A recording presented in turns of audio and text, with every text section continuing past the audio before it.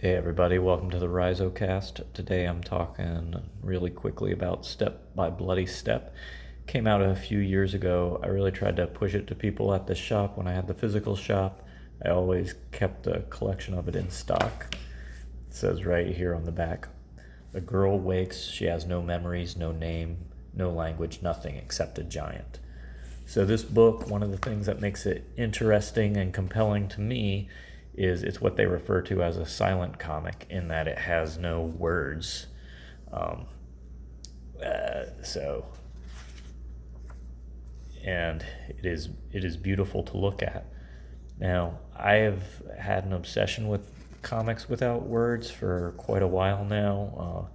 When I was making my own comics, and I went down the rabbit hole of the history of comics, where most people would go to the comic strip area, I went to the weird avant-garde graphic artists doing storytelling. Um, Lindward, of course, is great, but I think Max Ernst, some other people were doing that, you know, over 100 years ago. So this is kind of a manga type story. So there's a girl, there's a giant robot or whatever that's helping defend her, trying to get her from one place to another. The art's great. It is a little confusing, but I'm not sure that words would make it less confusing in a way. And it can read as quick or as slow as you want it to, kind of, which I like about it. It is very, like, the panel design is good. You can follow the panels correctly, but it is a challenging read for a lot of people, and I get that it's a hard sell for a lot of people. And here's the kid throwing a snowball at her giant robot. And it's only a 4-issue series. I'm sure it's available as a trade. This, let me see. Yeah, I thought that was the glare off the light for a second there. But yeah, it's like all the pages are good. There's something that reminds me of Sam Keith about specifically the Max with some of the layout and stuff. And I guess also the Max does a lot of stuff with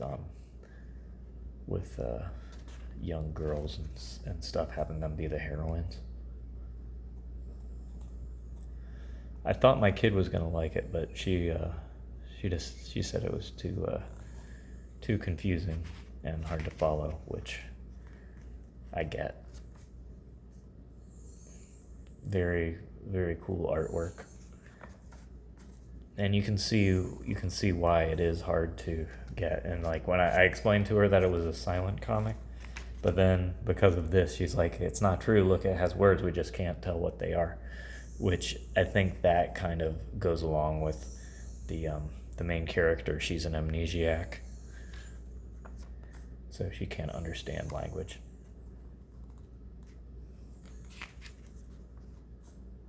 But here they've made it through the frozen wastes to a village.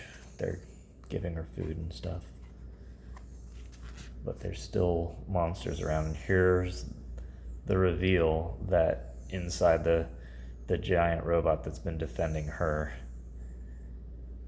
is a human being.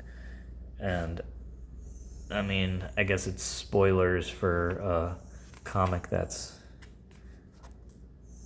kind of old and obscure, but if you get all 4 issues, they kind of loop themselves around that this is a story that's been happening for years and years. And